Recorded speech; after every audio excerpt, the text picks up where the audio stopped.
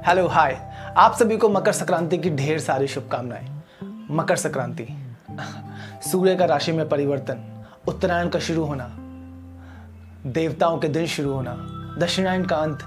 मकर संक्रांति देवताओं की शुरुआत, मकर संक्रांति देवताओं के दिन, इसको उत्तरायण भी कहा जाता है। उत्तरायण में जिन 6 महीनों में इंसान अपना देह त्याग करता है तो उसका ये जन्म जन्मांतर का जो खेल होता है उससे मुक्त हो जाता है, शिवलोक, स्वर्ग, देवलोक चला जाता है। और दक्षिणायन के 6 महीनों में अगर आप अपना देह त्याग करते हैं तो आपको इस जीवन चक्र में वापस आना पड़ता है, जन्म मृत्यु के चक्र में वापस आना पड़ता है। वेदों में उत्तरायण और दक्षिणायन को सकारात्मक और नकारात्मक का प्रतीक माना गया है। वेदों के अनुसार मकर संक्रांति को देवताओं का दिन माना गया है। यही काल सबसे पुण्य काल कहा जाता है।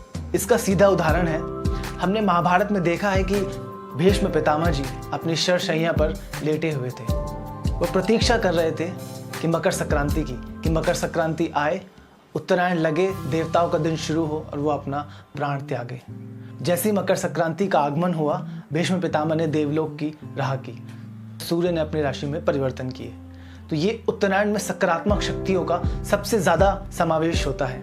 इस दिन आप कोई भी कार्य कर सकते हैं, कोई भी दान कर सकते हैं, तिल से बने पात्र लोगों को दान कर सकते हैं, फल, शिवलिंग पर आप घी से अभिषेक कर सकते हैं। तो ये सारी चीज़ें मकर संक्रांति में आपको अच्छे की प्राप्ति देंगी। भीष्म पितामह ने मकर संक्रांति की प्रतीक्षा कर देवलोक की राह की थी। इस दिन वेदों में ये भी मान्यता है कि माँ यशोदा ने श्री कृष्ण की प्राप्ति के लिए व्रत भी रखा था।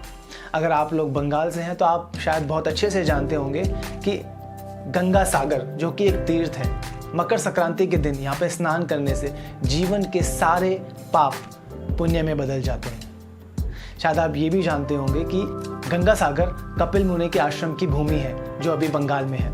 ये बहुत बड़ा तीर्थ स्थल है। यहाँ पर लोग स्नान करने आते हैं मकर संक्रांति के दिन।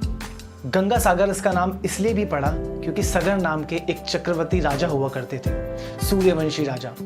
एक बार वो विष्णु जी को प्रसन्न करने के लिए अश्वमेध यज्ञ करने वाले थे।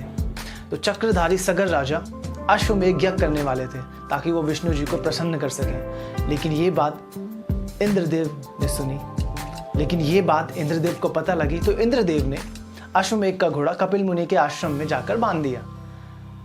लोगों ने ढूंढा, देखा कि घोड़ा कहाँ गया अश्वमेध का। उन्होंने ढूंढा तो उनको मिला कि कपिल मुनि के आश्रम में वो घोड़ा है। तो सगर के सभी पुत्र कपिल मुनि के आश्रम में गए और कपिल मुनि ध्यानस्थ मुद्रा में थे। उन्होंने उस पर आरोप लगाए, पत्थर मारे, तो कपिल मुनि ने अपने क्रोध के कारण उनको भस्म कर दिया। बाद सगर ने घोर तपस्या की, लेकिन उन्होंने देह त्याग दिया। उसके बाद उन्हीं के पुत्र अंशुमान ने तपस्या की, उन्होंने भी अपना देह त्याग कर दिया।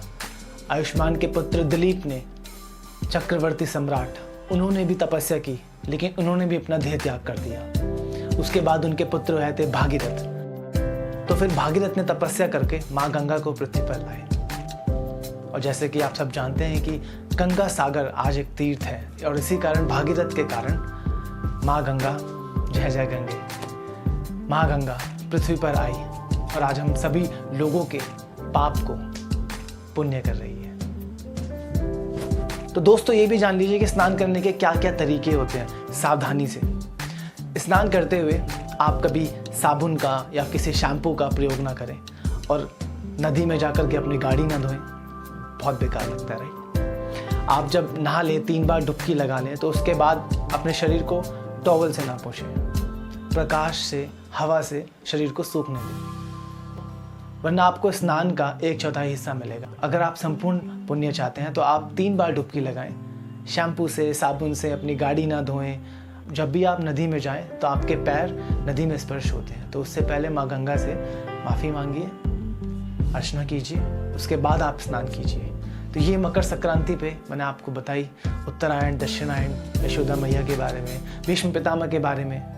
तो मकर संक्रांति पावन अवसर पर आप सभी को ढेर ढेर शुभकामनाएं।